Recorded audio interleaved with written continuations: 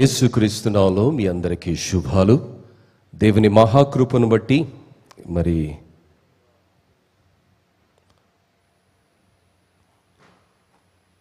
మరొక ప్రభు దినాన దేవుడు మనకిచ్చినటువంటి అవకాశాన్ని బట్టి దేవునికి వందనాలు స్తుతులు చెల్లిస్తున్నాను. మరి ఈరోజు జన్మదినాన్ని జరుపుకుంటున్నటువంటి ప్రియులు మాడ్గుల నటాషా, అదేవిధంగా సహోదరుడు సిఏ డానియల్ గారికి, కడారి కరుణాకర్ గారికి కాపురుల పక్షంగా, కౌన్సిల్ పక్షంగా, సంఘపక్షంగా జన్మదిన శుభాకాంక్షలు తెలియచేస్తున్నాను. దేవుడు మిమ్మల్ని దీవించి ఆశీర్వదించి ఆయన కృపలో భద్రపరచునుగాక. ప్రియులారా, మరి యాదృచ్ఛికం అనుకోను, మరి ఈరోజు 2019 సంవత్సరంలో నేను రాసినటువంటి ఒక పాట, మరి రజనీ గిడియోన్ అక్క విమెన్స్ చైర్పర్సన్గా ఉన్నప్పుడు ఒక పాట రాయమని అడిగింది. ఆ సబ్జెక్ట్ మీద పాట రాసాము. ఈరోజు సిస్టర్స్ సుహాసిని గారు, మరి సునీత గారు బృందం పాడారు. చాలా సంతోషం. టుడే నేనేం మాట్లాడుతున్నానో వారికి తెలియదు, కానీ ఆల్మోస్ట్ ఆ పాటలో ఉన్నటువంటి సందేశం, ఈరోజు మాట్లాడుతున్నటువంటి సందేశం ప్రోత్సాహకరమైనటువంటి మాటలు. మంచికి మంచి రోజులున్నాయి, నిరుత్సాహం అవసరం లేదు.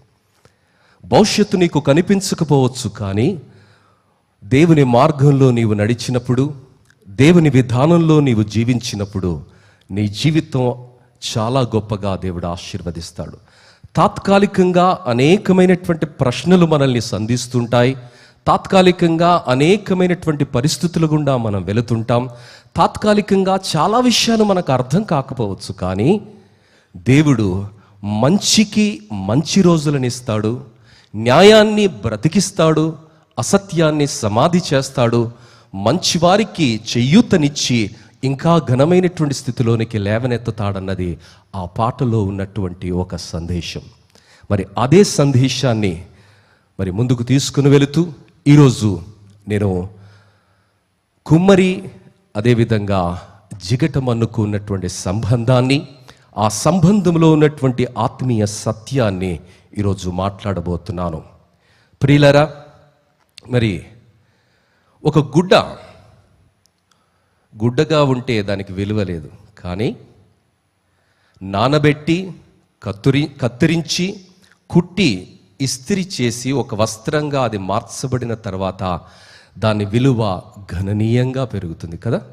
1000 రూపాయలకు మీటర్ ఒక సూటు బట్ట తీసుకుంటే అది సూటుగా మార్చబడిన తర్వాత 10,000 అంటాడు. అప్పుడు 1000 రూపాయలు 10,000గా మార్చబడడానికి కారణం ఏంటంటే అది ఒక ప్రక్రియ గుండా వెళ్ళింది, అది నానబెట్టబడింది, అది కత్తిరించబడింది, అది కుట్టబడింది, వేడి ఇస్త్రీ పెట్ట చేత ఇస్త్రీ చేయబడింది. మరి అప్పుడున్నటువంటి విలువ గణనీయంగా పదంతలుగా పెంచబడింది. సరే, మరొక ఎగ్జాంపుల్, వాటర్ ట్యాంకర్స్ మనం బుక్ చేస్తే domestic water tanker is Hyderabad GHMC లిమిట్లో 500 రూపాయలు. 500 రూపాయలు అంటే 5,000 లీటర్ల నీళ్ళు వస్తాయి. అంటే 500 రూపాయలకు 5,000 లీటర్లు వాటర్ ట్యాంక్ తీసుకొని వస్తుంది వినియోగానికి. కానీ అదే మినరల్ వాటర్గా మార్చబడితే 5,000 లీటర్ల ధర ఎంత అవుతుందో తెలుసా? సగటున 20 రూపాయలే అనుకుందాం, 1,00,000 రూపాయలు అవుతుంది. అంటే 500 రూపాయల విలువ చేసే 5,000 లీటర్ల నీరు 1,00,000 రూపాయలు అంటే 500 రూపాయలు 200 రెట్లు పెరిగింది. కారణం ఏంటో తెలుసా? It has gone through the process. అది ఒక ప్రక్రియ గుండా వెళ్ళింది కాబట్టి 500 విలువ చేసే నీరు 1,00,000 రూపాయలు విలువ చేసే నీరుగా రూపాంతరం చెందింది. కారణం, it has gone through a process. ప్రియులారా, ఈ వర్షకాలంలో మొక్కజొన్న కంకులు మనం తింటుంటాం. పచ్చి మొక్కజొన్న కంకి ఎంత? 5 రూపాయలు ఉంటుంది మా అంటే. కాల్చింది 20 రూపాయలు. వర్షం వస్తే డిమాండ్ పెరుగుతుంది, 30 రూపాయలు కూడా అవుతుంది. అంటే కాల్చబడినందుకు దాని విలువ పెరిగింది. ప్రియులారా, ఫ్రెష్ ఫ్రూట్స్ కిలో మరి అంజీర్ తీసుకుంటే 150 రూపాయలు అయితే ఎండిపోయినాయి లేక ప్రాసెస్ గుండా వెళ్ళినటువంటి ఫ్రూట్ నిలువ ఉండడానికి సామర్థ్యాన్ని సంపాదించుకున్నటువంటి ప్రాసెస్డ్ ఫుడ్లో దాని విలువ గణనీయంగా 4 అంతలుగా పెరుగుతుంది, దాదాపు 800 రూపాయలు. ప్రియులారా, anything which goes through the process, it value increases drastically. ఏదైనా ఒక ప్రక్రియ గుండా అది వెళ్ళినప్పుడు దాని విలువ గణనీయంగా పెరుగుతుంది అన్నది నిర్వివాదాంశము. ప్రియులారా, బైబిల్ గ్రంథంలో మనం చూస్తే భక్తులందరి జీవితాలు కూడా ఒక ప్రక్రియ గుండా వెళ్ళాయి. ఈరోజు బైబిల్ గ్రంథంలో రాయబడినటువంటి భక్తుల జీవిత చరిత్రను మనం చదివి మన పిల్లలకు వారి పేర్లు పెట్టుకుంటున్నాం, మన బిడ్డలకు వాళ్ళ పేర్లు పెట్టుకుంటున్నాం. ఎందుకో తెలుసా? మరి అంత గొప్ప వాళ్ళు వారు కావాలని. అంత గొప్ప వాళ్ళుగా బైబిల్లో ఉన్నటువంటి భక్తులు వెళ్ళడానికి, గుర్తించబడడానికి ఈరోజు తరాలు గడుస్తున్నప్పటికీ వారి పేర్లు చాలా గంభీరంగా వినిపించడానికి కారణం ఏమిటంటే, వారి జీవిత కాలములో వారు ఒక ప్రక్రియ గుండా వెళ్ళారు. ప్రక్రియ గుండా వెళ్ళకపోతే వారి జీవితము అంత గొప్పగా మార్చబడేది కాదు. ఈరోజు చరిత్రలో చాలామంది పుట్టుకొని వస్తారు, కానీ రైట్ బ్రదర్స్ ఎవరికి పరిచయం చేయనటువంటి పేరు. ప్రియులారా, వారు జీవితంలో ఎన్నిసార్లు ఓడిపోయారు, ఎంత కష్టపడ్డారన్నది అవసరం లేదు మనకు, కానీ ఆ కష్టాల ప్రక్రియలో నుండి విజయ రహస్యాన్ని వారు నేర్చుకున్నారు. ప్రపంచానికి దానికి ఒక వరంగా వారు అందించారు. ప్రియులారా, మరి చరిత్రలో మనం గమనిస్తే జేమ్స్ వాట్ రైలు ఇంజన్ను సృష్టించినటువంటి వ్యక్తి ఎన్నిసార్లు ప్రయోగాలు చేస్తున్నప్పుడు నిరుత్సాహానికి లోనయ్యాడో, ఎన్నిసార్లు ప్రయోగం చేస్తున్నప్పుడు మరి ఇదెందుకురా నాకు ఈ తలనొప్పి అని అనుకున్నాడో తెలియదు, కానీ పరీక్షలో విజయం సాధించిన తర్వాత అదంతా కూడా ఒక చరిత్రగా మిగిలిపోయింది. ప్రియులారా, గ్రాహం బెల్, ఈరోజు అందరం ఫోన్లు వాడుతున్నాం, ఆ ఫోన్లకు పునాది వేసిందే ఆయన. మరి ఆయన ప్రయోగాలు చేస్తున్నప్పుడు ఎన్నిసార్లు నిరుత్సాహానికి లోనయ్యాడో, ఎన్నిసార్లు ఆయన వేదనకు లోనయ్యాడో, ఎన్నిసార్లు ఆయన మరి ఆక్రోశానికి లోనయ్యాడో మనకైతే తెలియదు, కానీ అవన్నిటిని కూడా మరిపింపచేసి చరిత్రలో ఆయన నామాన్ని చిరస్మరణీయమైనటువంటి నామముగా మరి సాంకేతిక రంగములో నిలపగలిగింది అంటే ఆయన ఎన్నుకున్న రంగములో ఆయన ముందుకు వెళ్ళాడు. ప్రియులారా, అలా చెప్పుకుంటూ వెళితే ఈ వెలుగుల దీపాలను సృష్టించినటువంటి వ్యక్తి మరి ఆయన సృష్టిస్తున్నటువంటి దీపాలను అనేక సార్లు ఆయన విఫలుడయ్యాడు, కానీ ఆయన ఎన్నిసార్లు విఫలుడయ్యాడని లోకం ఆయన గురించి మాట్లాడదు, కానీ ఆ వెలుగుల దీపాలను చూపించిన ప్రతిసారి ఆయనను సృష్టించినటువంటి సృష్టికర్త నామాన్ని స్మరిస్తున్నది. దేవుని బిడ్డ, ఈరోజు నీ నామాన్ని దేవుడు అంత గొప్పగా చేయాలనుకుంటున్నాడు, నీ జీవితాన్ని దేవుడు అంత గొప్పగా చేయాలనుకుంటున్నాడు. అయితే కష్టాలొద్దు ప్రభా, కన్నీళ్ళొద్దు ప్రభా, అవమానాలొద్దు ప్రభా, నిందలొద్దు ప్రభా, దూత్కా దులా లెక్క నేను ఉండాలి, అందరూ నాకు నమస్తే పెట్టాలి, అందరూ నా గురించి మంచిగానే మాట్లాడాలి అని అనుకోవటం సమంజసం కాదు. దేవుని బిడ్డ, నిన్ను నన్ను భక్తులందరినీ కూడా దేవుడు ఒక ప్రక్రియ గుండా నడిపిస్తాడు. భక్తుల జీవితాలను మనం గమనిస్తే బైబిలు గ్రంథములో వారందరూ కూడా ఎన్నో అపప్రథముల గుండా వెళ్ళారు, వారి పైన ఎన్నో నిందలు నెపాలు మోపారు, వారి జీవితాన్ని అపహాస్యం చేశారు.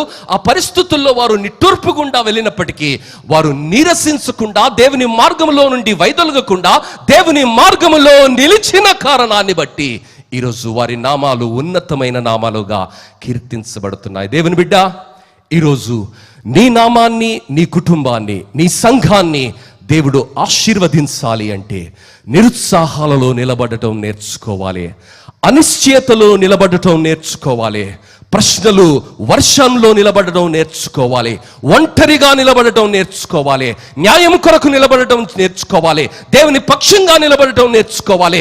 దేవుడు స్పందించకపోయినా, దేవుడు మాట్లాడకపోయినా నిరుత్సాహములో ఎందుకు నేను ఉన్నానని నినదించటం కాదు, కానీ నీ కృపను నాకు దయచేయి ప్రభా, నీతిమంతులను ఎప్పుడు సిగ్గుపడనీయని దేవుడవని నీ గురించి, నీ యొక్క వ్యక్తిత్వం గురించి నీ వాక్యములో రాయబడిన మాటను నేను నమ్ముతున్నాను. నన్ను నిలవబెట్టి ఆశీర్వదించమని ఆ పరిస్థితుల్లో నిలబడగలిగినటువంటి పరిస్థితి ఉండాలి. కానీ పక్కనున్నటువంటి చాలా సందర్భాల్లో అన్నా నీకే కష్టం వచ్చిందా, నీకెందుకు వచ్చిందక్క కష్టం అని మాట్లాడుతుంటే ఇంకా పూండు మీద కారం చల్లినట్టుగా బాధపడటం కాదండి. దేవుని వాక్యాన్ని నమ్మాలి. నిన్ను నన్ను ఒక ప్రక్రియ గుండా ఆయన తీసుకొని వెళ్ళిన తర్వాత ఏ లక్ష్యముతోనైతే ప్రక్రియ గుండా మనల్ని నడిపిస్తున్నాడో, with what intention, with what target God is allowing you to go through the process, you need to believe. ప్రియులారా, ఈరోజు ఆ సత్యాన్ని మనం ధ్యానం చేయబోతున్నాం. లక్ష్యం అనే అంశముపై వర్తమాన స్రవంతిని నేను ప్రారంభిస్తున్నాను. The target series. మరి కొన్ని వారాలు దీన్ని కొనసాగించాలన్నది ఆత్మ నడిపింపు, నా ఆశ కూడా.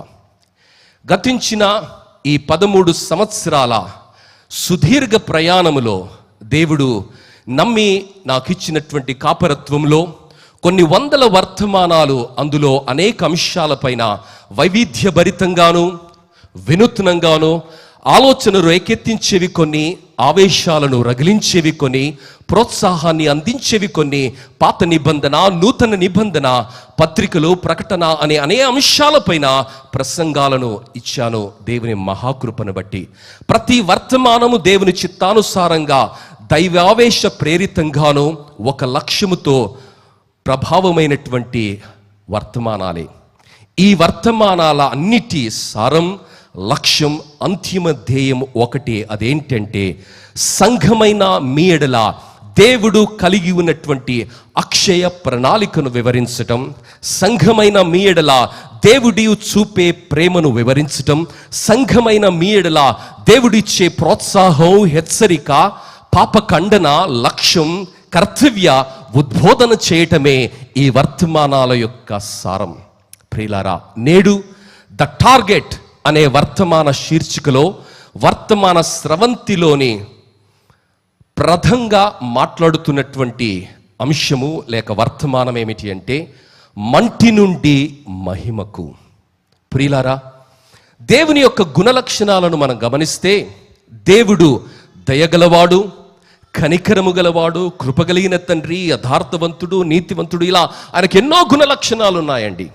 అయినను ఈ దేవుడు తన బిడ్డలను తన అవినాభావ సంబంధాన్ని వివరించడానికి అనేకమైనటువంటి దైనందిన జీవితంలో మనకు నిరంతరము తారసపడే అనేక విషయాలను ఆయన ఉదాహరణగా తీసుకొని ఆయన యొక్క బంధాన్ని, అనుబంధాన్ని ఆయన వివరిస్తున్నాడు. ఉదాహరణకు, యెహోవా నా కాపరి అంటే గొర్రెలకు కాపరికి ఉన్నటువంటి బంధం, అనుబంధం అక్కడ మనకు అర్థమవుతుంది. ఆయన ఒక శిల్పి అంటే ఒక శిల్పికి ఒక శిలకు ఉన్నటువంటి అనుబంధం అక్కడ ప్రస్తావించబడుతుంది. ఆయన ఒక బోధకుడు, ఒక బోధకునికి ఒక బోధను వినే వ్యక్తికి ఉన్నటువంటి అనుబంధం అక్కడ ప్రస్తావించబడుతుంది. ఆయన ఒక స్నేహితుడు, స్నేహితుల మధ్య ఉన్నటువంటి సంబంధం మనకేంటో తెలుసు. మరి దేవుడు కూడా ఒక స్నేహితుడుగా వర్ణించబడ్డాడు, దేవుడు ఒక కుమ్మరిగా కూడా వర్ణించబడ్డాడు. ప్రియులారా, కుమ్మరికి మంటికి ఉన్నటువంటి సంబంధం విడతీయరానిది. ఆ సంబంధములో నుండి కొన్ని సత్యాలను ఈ ఉదయకాలము దేవుని వాక్యంలో నుండి మనం ధ్యానం చేద్దాం. కుమ్మరైన దేవుడు ఏ మట్టి నుండి అయితే మనిషిని తీశాడో ఆ మట్టి ప్రస్తావనలో నుండి మనిషికి విలువనిచ్చేది, గౌరవాన్నిచ్చేది, ఘనతనిచ్చేది, ఆధిక్యతనిచ్చే ఒక అద్భుతమైనటువంటి సత్యాన్ని ప్రయోగాత్మకంగా ఆయన మాట్లాడుతున్నాడు. ఇర్మియాను కూడా దేవుడు కుమ్మరి దగ్గరికి తీసుకుని వెళ్ళాడు. యెషయా ప్రవక్త కూడా యూదాల గురించి ప్రవచిస్తున్నటువంటి ఆ ప్రవచనంలో కూడా ఆయన పలుకుతున్నటువంటి ప్రస్తావన ఏమిటంటే కుమ్మరికి అదేవిధంగా జిగట మన్నుకు కలిగినటువంటి ఆ అద్భుతమైనటువంటి సంబంధాన్ని ఆయన మాట్లాడుతున్నాడు. ఈ మనిషిని దేవుడు మన్ను నుంచి చేశాడు. ఈ భావ ప్రకటన ఎంతో మన జీవితాలలో దేవుని సంకల్పానికి దగ్గరగా ఉంటుంది. మన చుట్టూ ఉన్నటువంటి పరిస్థితులను అర్థం చేసుకున్నట్టుకు, దేవుని మాటను నమ్మటానికి అది ఉపయోగపడుతుంది. దేవుని బిడ్డ, ఈ భూమి పైన దాదాపుగా 30 రకాల మన్నులు ఉన్నాయండి. ఆ 30 రకాల మన్నులు ప్రపంచవ్యాప్తంగా మనం వర్గీకరిస్తే వాటిని మరి 6 రకాల మన్నులుగా లేక మట్టిగా వర్గీకరించబడ్డాయి. మొట్టమొదటిది పాత్రల మట్టి, ఎర్తన్ వేర్ క్లే. రెండవది స్టోన్ వేర్ క్లే. మూడవది నల్లమట్టి. నాలుగవది ఫైర్ క్లే లేక అగ్నిమట్టి. ఐదవది పింగాణి మట్టి. ఆరవది గాలి పొడి మట్టి. ప్రియులారా, ఈ పాత్రను తయారు చేసే మట్టిలో నుండి మరి పాత్రను తయారు చేస్తారు. చిన్నగా ఉన్నప్పుడు మీరు ఎంతమంది మరి ఈ ఆట ఆడారో నాకు తెలియదు, కానీ అయస్కాంతాన్ని తీసుకొని భూమిలో పెట్టి ఇలా అంటే ఏం జరుగుతుంది? వైడే సిస్టర్ ఒక్కతే ఆడినట్టున్నది. దానికి కొంచెం ఇనుము వస్తుంది కదమ్మా. ఎంతమంది ఆడిన వాళ్ళు చేయలేస్తారా? నేనైతే ఆడాను, దాదాపుగా అందరూ ఆడారు. Very good. ఎప్పుడైనా గమనించారా? ఎక్కడ మా దేవరకొండలో చేసినా, హైదరాబాద్లో చేసినా, నల్గొండలో చేసినా, మహబూబ్నగర్లో చేసినా, నాగర్కర్నూలులో చేసినా, వనపర్తిలో చేసినా, ఎక్కడ చేసినా నీకు ఉక్కు వస్తుందమ్మా. ప్రియులారా, ఈ ఎర్తన్ క్లేలో, పాత్రల మట్టిలో ఉక్కు ఉంటుంది. ఆ మట్టిలో మరి లవణ మలినాలు కూడా ఉంటాయి. ఎప్పుడైతే ఆ మట్టి మామూలుగా ఉంటే అది మట్టే, కానీ ఆ మట్టిని నీళ్ళలో తడిపి ఆ మట్టిని అగ్నిలో కాల్చిన తర్వాత మరి నీటి బాణలలో ఉన్నటువంటి నీటిని నిలువ ఉంచడానికి శక్తిని అది సంతరించుకుంటుంది. ప్రియమైనటువంటి దేవుని బిడ్డలారా, ఈరోజు మన జీవితాలను కూడా దేవుడు ఒక ప్రక్రియ గుండా ఆయన నడిపిస్తున్నాడు. సృష్టికర్త అయినటువంటి దేవుడు సృష్టి అయినటువంటి మనలను ఒక ప్రక్రియ గుండా ఆయన నడిపిస్తున్నాడు. అది గమనిస్తున్నావా? నా జీవితం ఒక ప్రక్రియ గుండా వెళుతున్నది. నా జీవితం యాదృచ్ఛికంగా లేదండి. నా జీవితంలో జరుగుతున్నదంతా కూడా ఆయన సెలవుతోనే జరుగుతున్నది. హల్లెలూయా. అది విశ్వాసిగా నీవు నమ్ముతున్నావా? మంచి అయితేనేమో దేవుడు చేస్తున్నాడు, కీడైతే కూడా దేవుడు చేస్తున్నాడన్నది విశ్వాసిగా నీవు నమ్మాలి. అది నీకు కీడుగా కనిపించవచ్చు, అది నీకు నొప్పిగా కనిపించవచ్చు, అది నీకు అవమానంగా కనిపించవచ్చు, అది నీకు ప్రశ్నగా కనిపించవచ్చు, అది నీకు విచిత్రంగా కనిపించవచ్చు. దానికి నీకు జవాబు చెప్పగలిగినటువంటి ధీరుడు, వీరుడు, సేవకుడు ఈ భూమిపైననే దొరకకపోవచ్చు. ఎందుకంటే ఆ జవాబును దేవుడు గోప్యంగా ఉంచాడు, నీ కన్నులకు దూరంగా ఉంచాడు. అయినప్పటికీ ఆ పరిస్థితిలో కుమ్మరి అయినటువంటి వాడు, నన్ను అవమానానికి అప్పచెప్పినటువంటి వాడు నా జీవితంలో అద్భుతాలను జరిగిస్తారని నమ్మి స్తుతించి అడుగులు వేయటం నేర్చుకున్న ఆ విశ్వాసుల జీవితాలే చరిత్రలో నిరంతరంగా నిలిచిపోతాయి. దేవుని బిడ్డ, పాత్ర మట్టిని మరి చేస్తున్నప్పుడు, పాత్ర మట్టిని తయారు చేస్తున్నప్పుడు ఆ మన్ను ఏమనుకుంటుందో తెలుసా? పాత్ర మన్ను కుమ్మరి అడవిలో నుండి ఆ మట్టిని బండిలోనో, ట్రాక్టర్లోనో, లారీలోనో తీసుకుని వచ్చి ఇంటి ముందున్నటువంటి పెరట్లో ఆరబోసినప్పుడు ఆ మన్ను అనుకుంటుంది, ఈయనకి ఏం పని లేదు, అడవిలో చల్లగా ఉన్నాను నేను, అడవిలో నుంచి బండిలో తెచ్చి ఇంటి ముందల యాసామి నన్ను ఎండబోసుకున్నాడు అని అనుకుంటుంది. రెండవదిగా మన్నేమనుకుంటుందో తెలుసా? ఒక కుప్పగా వేసి నీరు పోసి కాళ్ళతో త్రొక్కి నన్ను నలిపేస్తున్నాడు. ఇది ఏంటండి? ఏ మనిషేనా? నన్ను అడవిలో నుండి తీసుకొని వచ్చి ఇంటి ముందల పోసి, ఆ ఇంటి ముందల పోసి ఆయన నీళ్లు పోసి కాళ్ళతో నన్ను తొక్కుతున్నాడు, ఏం చేస్తున్నాడైనా అని అనుకుంటుంది. మూడవదిగా గమనించినట్లయితే అది ఆ సారె పైన పెట్టి ఆ మట్టి ముద్దను మరి ఒక ఆలోచనతో ఆయన ఒక పాత్రగా సృష్టిస్తున్నప్పుడు, అరే నా కళ్ళు తిరుగుతున్నాయి, ఏం చేస్తున్నాడు ఈయన? ఎక్కడో అడవిలో దూరంగా ఎవరికి అంటకుండా నేను నిమ్మలంగా బ్రతుకుతుంటే నన్ను పారతో తవ్వి, గుణపంతో తవ్వి, నన్ను తట్టులో పెట్టి మరి బండిలో వేసి ఆ బండిని ఇంటి వరకు తీసుకొని వచ్చి ఇంటి ముందల ఆరబయట వేసి నీళ్లు పోసి తొక్కి, ఆ తొక్కి తర్వాత నాలో ఉన్నటువంటి రాళ్ళన్నీ తీసి ఒక ముద్దగా చేసి దానిని సారపైన పెట్టి ఆ సారపైన గిర్ర తిప్పుతున్నాడు. తలంతా తిరిగిపోతుంది, వీడికి ఏమైతుంది అని మన్ను అనుకుంటుంది. ఆ తర్వాత అక్కడితో ముగియదండి. ఆ తర్వాత దానిని తీసి దానిని మంటలో వేసి భగభగా మండుతున్నటువంటి వేడిమిలో దానిని కాలుస్తున్నప్పుడు ఈయనకి ఏమైపోయింది? నా ఎడల ఎందుకు ఇంత అనుచితంగా ప్రవర్తిస్తున్నాడు? ఈయనకి నేను ఏం అన్యాయం చేశాను? ఈయన ఎందుకు నా ఎడల ఇలా ప్రవర్తిస్తున్నాడని మన్ను తనలో తాను అనుకుంటుంది. ప్రియులారా, అరణ్యము నుండి మరి అంత అద్భుతమైనటువంటి అంధలానికి వెళ్ళించే దేవుని యొక్క విచిత్రమైనటువంటి సంకల్పం మన్నుకు అర్థం కాలేదండి. ఆ ప్రయాణములో మన్నుకు కుమ్మరి యొక్క వ్యక్తిత్వం అర్థం కాలే, కుమ్మరి యొక్క ఆలోచన అర్థం కాలే. పైపెచ్చు కుమ్మరిని అది అపార్థం చేసుకుంటుంది, కుమ్మరి పైన శాపనార్థాలు కురిపిస్తుంది. దేవుని బిడ్డ, ఈరోజు నా జీవితంలో కూడా అనేక సందర్భాలలో దేవుడు మనకు అర్థం కావటం లేదు. దేవుడు మనకు అర్థం కావటం లేదు కాబట్టి కాల్చబడుతున్నప్పుడు ఎందుకు నేను కాల్చబడుతున్నాను, తొక్కబడుతున్నప్పుడు ఎందుకు నన్ను తొక్కుతున్నావు, మరి మనము నెట్టబడుతున్నప్పుడు అవమానం గుండా వేదనలు గుండా మనం వెళుతున్నప్పుడు ఎందుకు ప్రభువా నా జీవితంలో ఇలా నువ్వు జరిగిస్తున్నావని దేవుణ్ణి ప్రశ్నిస్తున్నాము. ఆ కష్టాలను తొలగించమని దేవుని సన్నిధిలో ఉపవాసముతో ప్రార్థన చేస్తున్నాము. కానీ నీ మేలు కొరకే, నీ విలువను పెంచడానికే దేవుడు నిన్ను ఆ ప్రక్రియ గుండా నడిపిస్తున్నాడని విశ్వాసిగా నీవు గ్రహిస్తున్నావా? God is at work. దేవుడు నీ జీవితంలో ఆయన కార్యాన్ని చేస్తున్నాడు. Allow God to do his work, to implement his plan in your life. నీ జీవితంలో ఆయన సంకల్పాన్ని నెరవేర్చడానికి దేవుడు నీ జీవితంలో ఏ పనినైతే చేస్తున్నాడో ఆ పనిని కొనసాగించడానికి దేవునికి అవకాశం ఇవ్వాలి. ఇంగ్లీష్లో ఒక పాట ఉన్నది, he still working on me. ఎంతమంది విన్నారు ఈ పాట? He still working on me to make me what I have to be. మరి ప్రపంచాన్ని ఆయన ఒక వారం రోజుల్లో సృష్టిస్తే he still working on me. ప్రియులారా, భూమిని, ఆకాశాన్ని, మహాకాశాలను మాటతో సృష్టించినటువంటి దేవుడు, సర్వశక్తిమంతుడైనటువంటి దేవుడు, సర్వజ్ఞాని అయినటువంటి దేవుడు, సర్వానికి ఆధారభూతుడైనటువంటి దేవుడు నీ జీవితంలో తన స్వరూప్యాన్ని లోకానికి చూపించడానికి, నీ జీవితంలో ఎంతో ఓపికతో, దీర్ఘశాంతముతో నీ జీవితంలో ఉన్నటువంటి పనికి రాని చెత్తానంతా తీసి నీ జీవితానికి విలువనివ్వడానికి ఎక్కడో అరణ్యంలో మరి అనామికునిగా బ్రతుకుతున్న నీ జీవితాన్ని ప్రపంచానికి ఒక ఘనమైనటువంటి పాత్రగా పరిచయం చేయడానికి, నీ జీవితాన్ని ప్రక్రియ గుండా, ప్రక్షాళన గుండా ఆయన నడిపిస్తున్నప్పుడు ఆయన సంకల్పాన్ని అర్థం చేసుకొని ఆయనను అభినందిస్తున్నావా, లేక మన్నులా నినదిస్తూ కూర్చుంటున్నావా? దేవుని బిడ్డ, మన జీవితాలలో అనేక సందర్భాలలో ఈ సత్యం మనకు అర్థం కాని కారణమే సమస్యలకు నిలమయమవుతున్నది.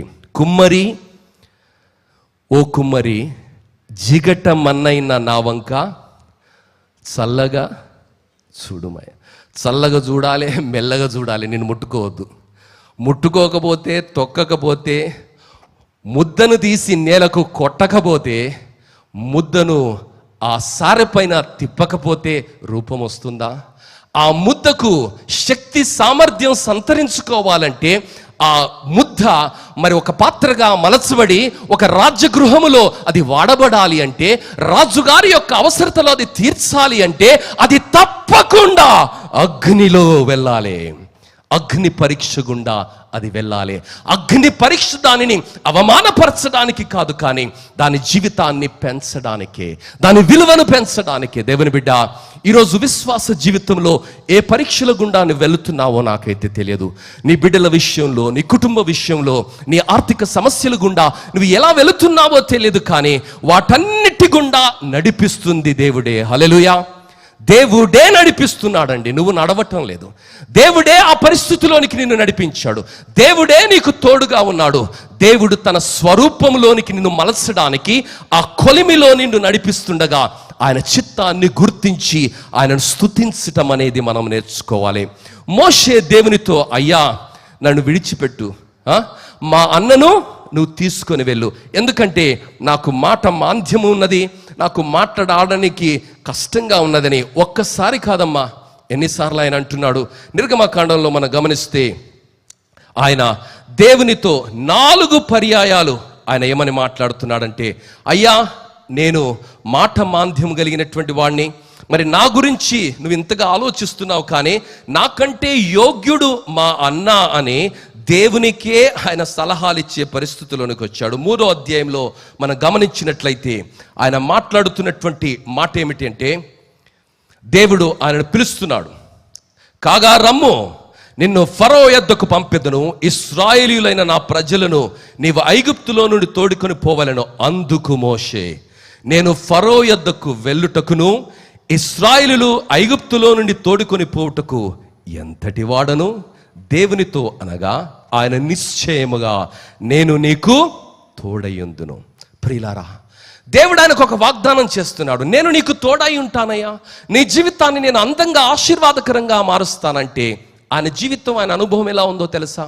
40 సంవత్సరాలు యుద్ధ విద్యల్లో ఆరితెళ్ళాడు, సర్వసుఖాలను అనుభవించాడు, అంతఃపురంలో ఆయన అనుభవించాడు, అంతఃపుర జీవితాన్ని, రాజరిక జీవితాన్ని ఆయన అనుభవించాడు.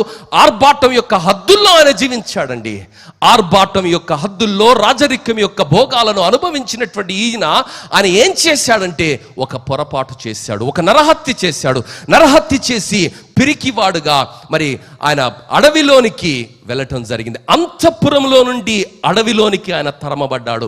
అడవిలో గొర్రెలను కాసుకుంటూ ఒక అనామికుడిగా బ్రతుకుతున్నటువంటి వేళ ఇటు 40 సంవత్సరాలు అటు 40 సంవత్సరాల జీవితంలో నలిగిపోయాడు. ఒక అరుదైనటువంటి అనుభవాల సారాల మధ్య దేవుడు ఆయనను నడిపించి ఆయన పరిచర్య కొరకు యోగ్యమైనటువంటి పాత్రగా మలిచి రాజు ఎదుట నిలబడడానికి, దేవుని పక్షంగా దేవుని కార్యాలను జరిగించడానికి ప్రపంచంలోనే ఇంతవరకు అలాంటి ఒక నాయకుడు పుట్టలేదు అన్నటువంటి సత్యాన్ని ప్రపంచానికి పరిచయం చేయడానికి, దేవుని ఇంటిలో నమ్మకమైనటువంటి వాడుగా, భూమిపైననే మిక్కిలి సాత్వికుడుగా గుర్తించబడే బిరుదులను చేత అలంకరించడానికి దేవుడు ఆయనను ఏర్పరచుకొని 40 సంవత్సరాల ప్రక్రియ గుండా లేక 80 సంవత్సరాల ప్రక్రియ గుండా ఆయనను నడిపించి జీవితంలో ఉన్నటువంటి ప్రతి అంశాన్ని, ప్రతి కోణాన్ని స్పృశింపచేసిన తర్వాత, ఆయన స్వరూప్యములోనికి ఆయనను మలిచిన తర్వాత ఆయన జీవితాన్ని దేవుడు వాడుకోవటం ప్రారంభిస్తున్నాడు. దేవుని బిడ్డ, ఈరోజు నా జీవితాలను కూడా దేవుడు ఒక ప్రణాళిక గుండా నడిపిస్తున్నాడు. నీ జీవితంలో, నా జీవితంలో కూడా దేవుని ప్రణాళిక గుండా మనం వెళుతున్నప్పుడు చాలా సందర్భాలలో మనం మాట్లాడే మాట ఏంటంటే, ఎందుకు ప్రభువా నాకు ఈ కష్టాలు, ఎందుకు ప్రభువా నాకు ఈ అపప్రదలు, ఎందుకు ప్రభువా చేయని దానికి నాపైన ఇన్ని నిందలు, నీ కొరకు నేను ఎంత త్యాగం చేశానని మనం నిందిస్తూ ఉంటాం. దేవుని బిడ్డ, ఆ మన్ను కూడా దేవుని సన్నిధిలో దేవుడు మన్నును తొక్కుతున్నాడు. దేనికండి?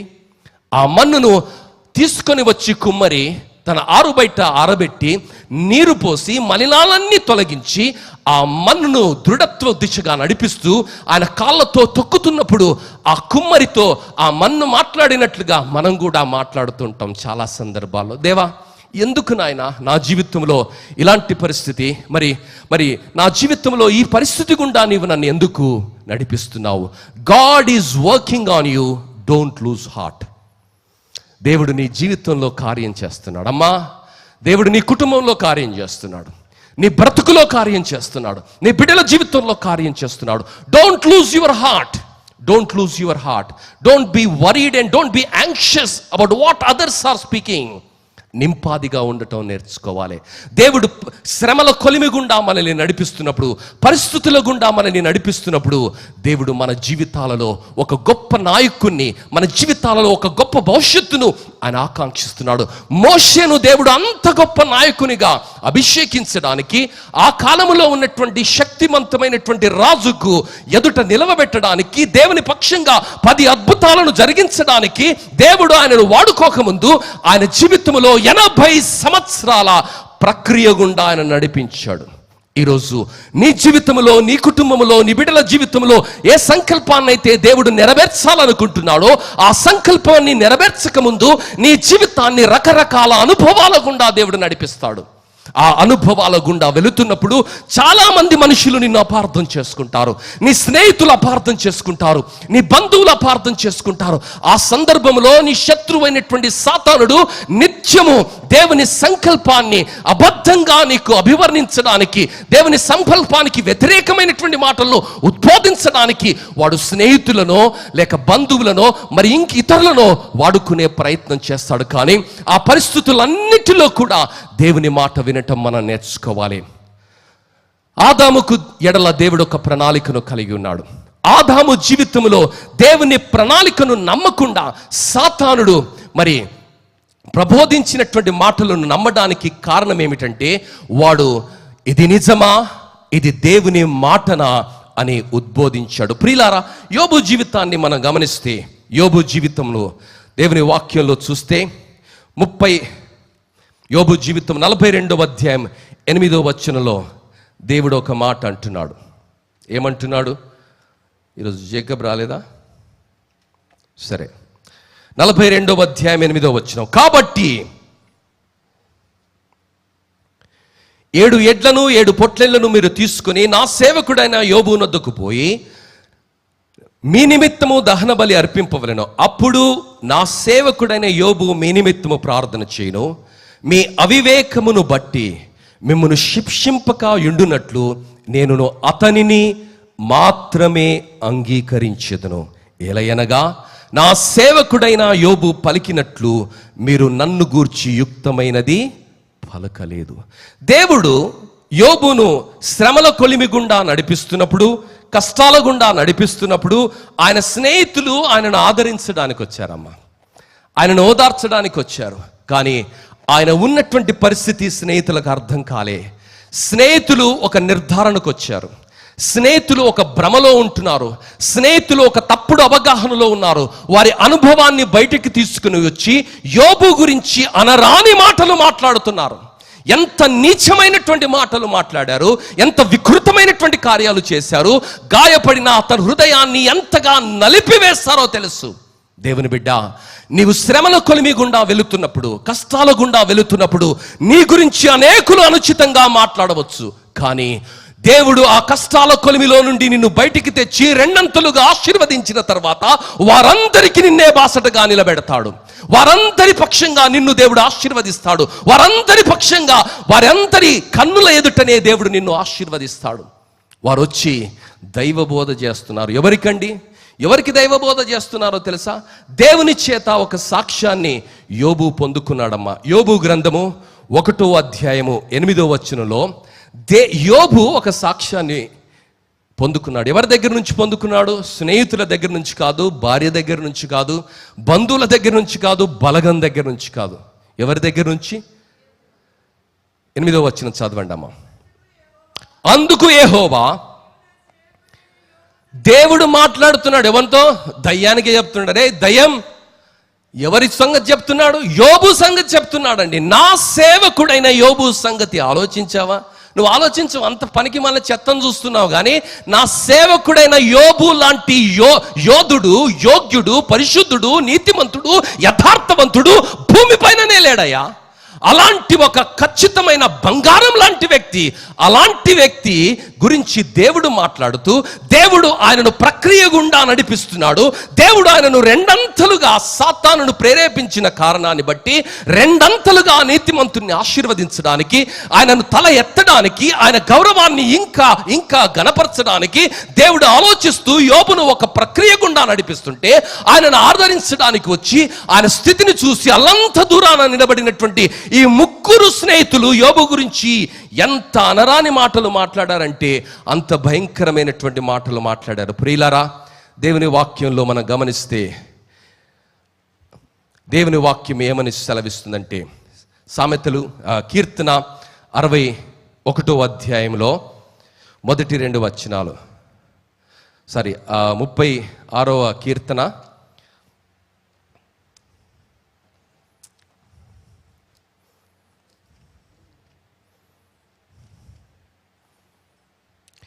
భక్తిహీనుల హృదయములో అతిక్రమము దేవోక్తి వలె పలుకుచున్నది. వాని దృష్టి ఎదుట దేవుని భయము బొత్తిగా లేదు. వాని దోషము బయలుపడి అసహ్యముగా కనబడు వరకు అది వాని ఎదుట వాని ముఖస్థుతి చేర్చునే ఉన్నది. ఈ ముగ్గురు నీతిమంతులు లెక్కొచ్చారు. ఈ ముగ్గురు మన హైదరాబాద్ భాషలో చెప్పాలంటే తురుం ఖాన్ల లెక్కొచ్చారు, ఉద్ధరణకర్త లెక్కొచ్చారు, ఉన్నతులుగా వచ్చారు. కానీ వీరు భక్తిహీనులు అండి. వీరి మాటలు మేలు చేసే మాటలు కావు. వీరి జీవితము మంచి జీవితం కాదు. వీరి జీవితం గొప్ప జీవితం కాదు. ఒక స్నేహితుణ్ణి అర్థం చేసుకోలేక, ఒక స్నేహితుని జీవితంలో దేవుని సంకల్పాన్ని అర్థం చేసుకోలేక, దేవుని పక్షంగా వారు మాట్లాడుతున్నట్లుగా, దేవుని మాటలు మాట్లాడుతున్నట్టుగా భక్తి ఏషాన్ని వేస్తున్నారమ్మా. ఈరోజు చాలామంది మనకు అలాగా అనిపిస్తారు కదా. ఏదో చాలా వాక్యం చెప్తుంటారు, చాలా విషయాలు మనకు చెప్తుంటారు, చాలా కౌన్సిలింగ్ చేస్తుంటారు. అలా కాదు బ్రదర్, ఇలా కాదు బ్రదర్, అలా కాదు సిస్టర్, ఇలా కాదు సిస్టర్, నువ్వు మారు మనసు పొందాలి సిస్టర్, తగ్గించుకోవాలి సిస్టర్, నువ్వు ఇది చేయాలి సిస్టర్, అది చేయాలి సిస్టర్, మన హృదయాన్ని పరిశీలన చేసుకోవాలి సిస్టర్, మీరు అలా మాట్లాడదు సిస్టర్, మీరు అలా మాట్లాడదు బ్రదర్, ఎందుకంటే అలా మాట్లాడితే సమస్యలు వస్తాయి. ఇలాంటివి భక్తిహీనులు దేవోక్తులు పలుకుతుంటారు. కానీ వారి అక్రమమైనటువంటిది ఏదో ఒక రోజు దేవుడు బయటికి తీస్తాడు. మరి యోబు స్నేహితులైనటువంటి ఎలీఫజు, బిల్దాదు, జోఫరు, మరి ముగ్గురు దాదాపుగా 40 అధ్యాయాల వరకు ఆయనను ఊచకోతకు వస్తారండి. లేస్తే కూర్చుంటే యోబు గురించి అనుచితంగా మాట్లాడతారు. నువ్వు చాలా నీతిమంతుని అనుకుంటున్నావు, నువ్వు చాలా గొప్పవాడివి అనుకుంటున్నావు, నీ గురించి నువ్వు చాలా ఉన్నదానికంటే చాలా ఎక్కువ అనుకుంటున్నావు. ఆయనకు చాలా ఉంది, ఆయన చాలా అనుకోవాలి. ఆయన గురించి అనుచితంగా మాట్లాడుతున్నారు, ఆయన గురించి చెడ్డగా మాట్లాడుతున్నారు, ఆయనను విలువను దించి మాట్లాడుతున్నారు. ఆ స్నేహితులు ఎలా మాట్లాడుతున్నారంటే ఆయన గుండెను కోస్తున్నారు. ప్రత్యక్షంగా ప్రతిఘటించలే, యోబు ప్రత్యక్షంగా వారితో పోరాటానికి వెళ్ళలే, కానీ దేవునికి ఆయన జీవితాన్ని అప్పచెప్పుకున్నాడు. దేవుని సన్నిధిలో ఆయన పోరాడుతున్నాడు. దేవుడు తగిన కాలమందు ఆయన స్పందిస్తూ పలుకుతున్నటువంటి మాట ఏమిటంటే, వారితో యోబు గ్రంథము 42వ అధ్యాయం 8వ వచనంలో, మీ అవివేకమును బట్టి మిమ్మల్ని శిక్షింపక ఉండునట్లు నేను అతనిని మాత్రమే అంగీకరిస్తాను. యోబు ప్రార్థన చేస్తేనే పరిస్థితులు మారాయి. మళ్ళా ప్రియులారా, ఈరోజు నీవు నేను కూడా శ్రమల గుండా వెళుతున్నప్పుడు మనం ఎలా స్పందిస్తున్నాము? శ్రమల గుండా మనం వెళుతున్నప్పుడు ఏ భావ ఉద్రేకాలతో మనం స్పందిస్తున్నాము? అవమానాల గుండా మనం వెళుతున్నప్పుడు, నీచమైన మాటల గుండా మనం వెళుతున్నప్పుడు, నిరాధారమైన మాటల గుండా మనం వెళుతున్నప్పుడు, సూటిపోటి మాటల గుండా మనం వెళుతున్నప్పుడు, మరి మనల్ని అప్రతిష్ట పాలు చేస్తున్నప్పుడు నీవు నేను ఎలా స్పందించాలి? ఆ పరిస్థితిలోనికి నెట్టిందే దేవుడు. యోబును ఆ పరిస్థితుల్లోనికి నెట్టిందే దేవుడు. ఆ పరిస్థితుల్లో స్నేహితుల యొక్క నిజ రూపాన్ని చూపించడానికి, మరి యోబు యొక్క నిజ రూపాన్ని చూపించడానికి, యోబును రెండంతలుగా ఆశీర్వదించడానికి, మరి స్నేహితుల్లో ఉన్నటువంటి వేషధారణను ప్రపంచానికి చూపించి గద్దించి వారిని సరిచేసి మంచి మార్గంలో నడిపించడానికి దేవుడు ఆ పరిస్థితి గుండా యోబును నడిపిస్తున్నాడు. నీ జీవితంలో ఆ పరిస్థితుల గుండా నువ్వు వెళుతున్నావంటే నిన్ను అవమానపరచడానికి కాదు, కానీ నిన్ను ఆశీర్వదించడానికి, నీ బిడ్డల్ని ఆశీర్వదించడానికి, నీ కుటుంబాన్ని ఆశీర్వదించడానికి, రెండంతలుగా నిన్ను దీవించడానికి అన్నది నీవు గుర్తిస్తున్నావా? యోబు జీవితంలో ఆయన కష్టాల గుండా వెళుతున్నప్పుడు he's not complaining, he's not crying, but he committed his life to God. దేవుని బిడ్డ, ఈరోజు don't complain about what you are going through, but focus on the target, focus on the goal. లక్ష్యం పైన నీ దృష్టిని కేంద్రీకరించాలి. నీవు ఏ సంకల్పముతో దేవుడు నిన్ను ఏర్పరచుకున్నాడో, ఏ సంకల్పంలో ఈ యుగంలోనికి దేవుడు తీసుకుని వచ్చాడో, ఆ సంకల్పాన్ని నెరవేర్చడానికి దేవుడు నీ జీవితంలో కార్యాన్ని చేస్తున్నాడన్నది నీవు నమ్మాలి. నీ పరిస్థితి ఏదైనా కావచ్చు, దేవుడు ఆ సంకల్పాన్ని నెరవేరుస్తాడు. మోషే జీవితంలో మోషకు అర్థం కాలేదమ్మా. మోషే ఎందుకు ఆ పరిస్థితులు గుండాడో వెళుతున్నాడో మోషకు అర్థం అవ్వట్లేదు. మోషే ఉక్కిరి బిక్కిరైపోయాడు. మోషే ఒక చేతగాని వాడు అనుకుంటున్నాడు. మోషే నేను దేనికి పనికిరాని వాడు అనుకుంటున్నాడు. నా జీవితంలో అన్నీ కోల్పోయానండి, నేను ఏదో చేద్దామనుకున్నాను, ఏదో చేశాను, నా జీవితంలో నేను ఒంటరి వాడిని అయిపోయాను. ఆఖరికి ఆ దేశాన్ని విడిచిపెట్టి అరణ్యములో మా మామ యొక్క గొర్రెలు మేపుకునే పరిస్థితిలోనికి వచ్చాను. నా జీవితంలో నేను ఏమీ సాధించలేదమ్మా, నా జీవితంలో నేను ఓడిపోయానని ఆయన నిరుత్సాహపడుతున్నాడు. కానీ ఆ పరిస్థితులన్నిటి గుండా నడిపించింది దేవుడే. ఆ జిగట మన్నును ఆ కొలిమి గుండా నడిపించింది దేవుడే. అనుభవాల గుండా నడిపించింది దేవుడే. ఎప్పుడైతే తొక్కబడుతుందో మన్నేమంటుందంటే, అయ్యా నన్ను తొక్కుతుంటే నాకు ఆయాసం అవుతుంది, నాకు కష్టంగా ఉన్నది, ఆ తొక్కుడు నువ్వు దయచేసి ఆపవా అంటే, దేవుడు తొక్కుడు ఆపడమ్మా, తొక్కుతూనే ఉంటాడు. ఆయన ఎంతవరకు తొక్కుతాడంటే, ఆ మన్ను ఎంత మెత్తలో అంతవరకు ఆయన తొక్కుతూనే ఉంటాడు. ఆ మన్నును నేలకేసి కొడుతూనే ఉంటాడు. ఎంతవరకైతే అది ఆ ఎలాస్టిసిటీని పొందుకోవాలో అంతవరకు ఆయన ప్రయత్నాన్ని ఆపడు. నా జీవితంలో కూడా దేవుని స్వరూపము మరి వచ్చే వరకు దేవుడు మలుస్తూనే ఉంటాడు. మోషే జీవితంలో రకరకాల అనుభవాల గుండా దేవుడు నడిపించాడు. తెలంగాణలో ఒక మాట ఉంటుంది, బండ్లు ఓడలవుతాయి, ఓడలు బండ్లు అవుతాయి. కొన్ని పరిస్థితులు మనకు అర్థం కావమ్మా. ఆ పరిస్థితుల గుండా దేవుడు నడిపిస్తాడు. ఆ పరిస్థితుల గుండా దేవుడు నడిపిస్తున్నప్పుడు, దేవుడు మనల్ని నలుపుతున్నప్పుడు, దేవుడు మనల్ని గిరగిరా తిప్పుతున్నప్పుడు, ప్రభువా నాకు కళ్ళు తిరిగిపోతున్నాయి ఇక నన్ను తిప్పకు ప్రభువా అని అడగొద్దు. ఆ సారె పైన ఆ మన్నును కుమ్మరి తిప్పుతున్నప్పుడు, ఆ సారె పైన తిరుగుతున్నటువంటి కుండ లేక వంట పాత్ర, ఎందుకు నన్ను తిప్పుతున్నావు, గిరగిరా గిరగిరా తిప్పుతుంటే నా కళ్ళు తిరిగిపోతున్నా, చక్కర వచ్చేస్తుంది, కళ్ళు తిరిగి కింద పడతాను అని అంటుంది. కానీ నీకు కళ్ళు తిరిగినా కాళ్ళు తిరిగినా ఏది తిరిగినా కుమ్మరి మాత్రం ఆపే ముచ్చటే లేదు. ప్రియులారా, నా జీవితంలో దేవుని స్వరూప్యాన్ని పొందుకునే వరకు, దేవుని సంకల్పము నెరవేర్చబడే వరకే దేవుడు మనల్ని నడిపిస్తూనే ఉంటాడు. మన జీవితంలో ఇవి ఎందుకు జరుగుతున్నాయని వ్యక్తులపైన కోపాన్ని పెట్టుకోవటం కాదు, వ్యవస్థలపైన కోపాన్ని పెట్టుకోవటం కాదు, కానీ నా జీవితంలో ప్రభువా నువ్వు పని చేస్తున్నావు, నా జీవితాన్ని నువ్వు ఆశీర్వాదంగా మార్చబోతున్నావు, నా జీవితాన్ని నువ్వు రెండంతలుగా దీవించబోతున్నావని నువ్వు నమ్మగలుగుతున్నావా? దేవుణ్ణి నీవు నమ్మకపోతే, దేవుని సంకల్పాన్ని నువ్వు నమ్మకపోతే దేవుణ్ణి నువ్వు ప్రశ్నిస్తావు. ప్రతి అడుగులో దేవుణ్ణి నువ్వు ప్రశ్నిస్తావు. ప్రతి అడుగులో సర్వోన్నతమైన తన చిత్తాన్ని ధిక్కరిస్తూ, ప్రశ్నిస్తూ, అవమానపరిచే విధంగా నువ్వు జీవిస్తావు. కానీ ఎప్పుడైతే దేవుణ్ణి నమ్మటం నీవు నేర్చుకుంటావో దేవుడు నీ జీవితంలో కార్యాన్ని చేస్తాడు. మోషే జీవితంలో దేవుడు ఒక సంకల్పాన్ని కలిగాడు. అందుకనే దేవుడు మోషేను రకరకాల పరిస్థితుల గుండా నడిపించాడు. యోబు జీవితంలో దేవుడు ఒక సంకల్పాన్ని కలిగి ఉన్నాడు. ఆ సంకల్పాన్ని బట్టి ఆయన రకరకాల పరిస్థితి గుండా దేవుడు ఆయన నడిపించాడు. ప్రియులారా, విచిత్రం ఏంటో తెలుసా? మట్టి పాత్రలు బల్క్లో ప్రొడ్యూస్ కావండి. మట్టి పాత్రలు ఒక్కొక్కటిగానే తయారవుతుంది, సింగిల్గానే, సింగిల్ పీస్ అనమాట. ఒక్కొక్క పాత్రకు ఒక్కొక్క స్పీడ్లో తిప్పుతాడు ఆయన. అన్నిటి స్పీడు, అరే వాళ్ళకైంది కదా నాకు కూడా అవుతుందంటే కుదరదు. వాళ్ళ స్పీడ్ వేరే, నీ స్పీడ్ వేరే. నీ స్పీడు వేరే లెవెల్లో దేవుడు తిప్పుతాడు, వాళ్ళ స్పీడును మరొకరు. ఎందుకంటే వారు మరొక పాత్ర, నువ్వు మరొక పాత్ర. దేవుని బిడ్డ, రకరకాల అనుభవాల గుండా దేవుడు మనల్ని నడిపిస్తున్నప్పుడు, మరి మనల్ని ఏ వేగంతో తిప్పినా, ఏ పరిస్థితిలో తిప్పినా, ఎక్కడ ఆయన నడిపించినా ఒక ప్రత్యేకమైనటువంటి పరిస్థితిలో మనల్ని నడిపిస్తున్నాడని, మనం ఒక ప్రత్యేకమైనటువంటి పాత్ర అన్నది మనం గుర్తించటం మన జీవితాలలో నేర్చుకోవాలి. మరి ఆ మట్టి పాత్రను తీసుకొని ఆ సారెపై నుండి ఆ మంటలో పెట్టినప్పుడు మన్నేమనుకుంటుందో తెలుసా? అయ్యా, ఇంత వేడి నేను భరించలేకపోతున్నాను, పొగకు నా కళ్ళు బైర్లు గమ్ముతున్నాయి, ఏం కనిపిస్తలేదు నాకు, పొగ ఎక్కడ చూసినా పొగనే.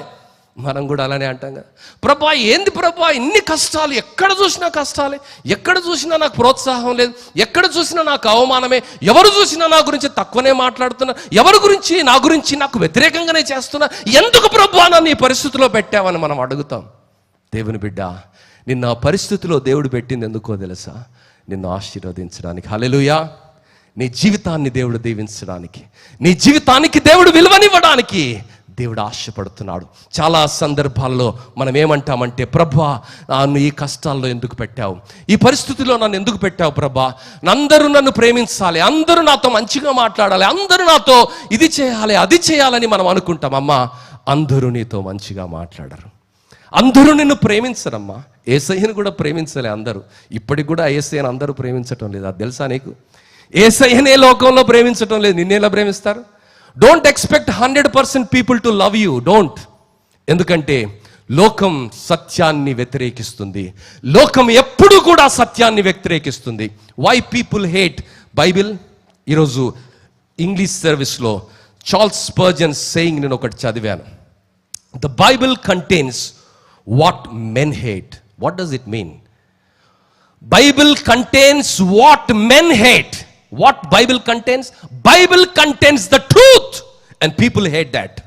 మనుషులకు సత్యం అవసరం లేదండి, నిజం అవసరం లేదు. మనుషులకు అబద్ధం కావాలి. అబద్ధంలో బ్రతకడానికి, భ్రమలో బ్రతకడానికి, అసత్యంలో బ్రతకడానికి, మరి ఊహల్లో బ్రతకడానికి మనిషి ఎప్పుడు ఆశిస్తాడు. అందుకనే సినిమా యాక్టర్లు హీరోలు అయిపోయారు ఈరోజు. ఒక సినిమా యాక్టర్కు కోట్ల రూపాయల పారితోషికాన్ని ఇస్తున్నారు. ఎందుకో తెలుసా? ఊహల్లో బ్రతకడానికి మనుషులకు ఇష్టం అండి, కళల్లో బ్రతకడానికి మనుషులకు ఇష్టం, నిజంలో బ్రతకడానికి మనుషులకు ఇష్టం లేదు. నిజం పలికేవాడు నిష్ఠూరాన్నిగా వినిపిస్తుంది, మరి నిజం పలికేవాడు లోకానికి విరోధిగా కనిపిస్తాడండి. దేవుని బిడ్డ, మరి దేవుడు ఈరోజు నిన్ను నన్ను నిజం పక్షంగా ఈ లోకంలో ఉంచినప్పుడు, ఆ నిజం పక్షంగా నిన్ను నన్ను పరిస్థితుల గుండా నడిపిస్తున్నప్పుడు మనము భయపడవసరం లేదు. దేవుడు తగిన కాలమందు మనల్ని హెచ్చిస్తాడు, మన కుటుంబాలను హెచ్చిస్తాడు, మన బిడ్డల్ని హెచ్చిస్తాడు, మన వ్యక్తిత్వాన్ని హెచ్చిస్తాడు. రాబోవు కాలమందు మన జీవితము ఒక పాఠ్యాంశంగా మార్చబడే స్థితిలోనికి దేవుడు మారుస్తాడు. ఈరోజు నీవు చరిత్రలో చూస్తే అనేకుల జీవితాలను మనం చదువుతున్నాం కదా. ఈరోజు ఇంగ్లీష్ సర్వీస్లో మరి జాన్ న్యూటన్ అనే వ్యక్తి అమేజింగ్ గ్రేస్ అనే పాట రాశాడు. ఆయన ఎప్పుడు రాశాడండి ఈ పాట? 1807 సంవత్సరంలో రాశాడు. అంటే 200 సంవత్సరాల క్రితం ఇంగ్లాండ్ దేశంలో ఎంతమంది ఉన్నారో ఎవడి గురించి మనకు తెలియదండి. కానీ ఆయన ఏ అనుభవాల గుండానైతే వెళ్ళాడో ఆ అనుభవాలతో ఒక పాట రాశాడు, దేవుని కృపను వర్ణిస్తూ. ఆ పాటను బట్టి, ఆ అనుభవాలను బట్టి ఆ పాట వస్తే, ఆ పాటను బట్టి 200 సంవత్సరాల పైచులుకు గడుస్తున్న ఆ వ్యక్తిని మనం ఇంకా జ్ఞాపకం ఉంచుకుంటున్నాం. ఎందుకో తెలుసా? అనుభవాలను బట్టి ఆయన నామం హెచ్చించబడింది. నా జీవితంలో కూడా దేవుడు అనుభవాల గుండా నడిపిస్తున్నాడు. ఓపికతో ఎదురు చూస్తాం, కన్నీటితో ఎదురు చూస్తాం, నిరీక్షణతో ఎదురు చూస్తాం. దేవుడు నమ్మకమైన వాడమ్మా. ఆయన పైన ఆధారపడినటువంటి ఎవరిని కూడా ఆయన సిగ్గుపరచలేదు, ఎవరిని కూడా ఆయన అవమానపరచలేదు. మనం గమనించినట్లయితే యోబుకు జీవితంలో ఆయన ఎందుకు ఆ శ్రమల గుండా వెళుతున్నాడో యోబుకు అర్థం కాలేదు. కానీ దేవుణ్ణి ఎప్పుడూ ఆయన దూషించలేదు. నీ జీవితంలో నీవు అవమానాలు ఎందుకు అనుభవిస్తున్నావు నీకు తెలియకపోవచ్చు. నీ జీవితంలో మనుషులు నిన్ను ఎందుకు తిడుతున్నారు? కొన్నిసార్లు మీరు అవాక్ అయిపోతారు. ఎందుకు పోయి వీడు పిచ్చిలేసిందా, నన్ను ఎందుకు ఇట్లా తిడుతున్నాడు, ఎందుకు నా గురించి ఇట్లా మాట్లాడుతున్నాడు అనుకుంటావు నువ్వు కదా. అలాంటి అనుభవాలు ఉన్నాయా మీకు? ఉంటాయి. మన జీవితంలో ఎందుకు తింటున్నాడు, ఎందుకు ఇంత అనుచితంగా మాట్లాడు తెలియదు. కానీ దేవుడు నీ ఎడల ఒక సంకల్పాన్ని కలిగి ఉన్నాడు. నీ కుటుంబాన్ని ఆశీర్వదించడానికి, నిన్ను ఆశీర్వదించడానికి, నీ బిడ్డల్ని ఆశీర్వదించడానికి దేవుడు ఒక సంకల్పాన్ని కలిగి ఉన్నాడు. కానీ దేవుని నమ్మితే మనము స్పందించము, మనము మాట్లాడము, మనము ప్రవర్తించము, ప్రభువుకు అప్పచెబుతాం. యోబు తన జీవితంలో స్పందించలే, ప్రభువుకు అప్పచెప్పాడు. దేవుడు యోబును 2 అంతలుగా ఆశీర్వదించాడు. యోసేపుకు కూడా అర్థం కాలేదమ్మా. యోసేపుకి ఎప్పుడు అర్థమైందో తెలుసా? ఆదికాండము 50వ అధ్యాయంలో ఆ సహోదరులతో ఆయన ఏమంటున్నాడంటే, ఈ రోజు నిమిత్తమేమో దేవుడు నన్ను ఈ స్థలంలోనికి అమ్మి ఈ పరిస్థితిలోనికి నడిపించాడు.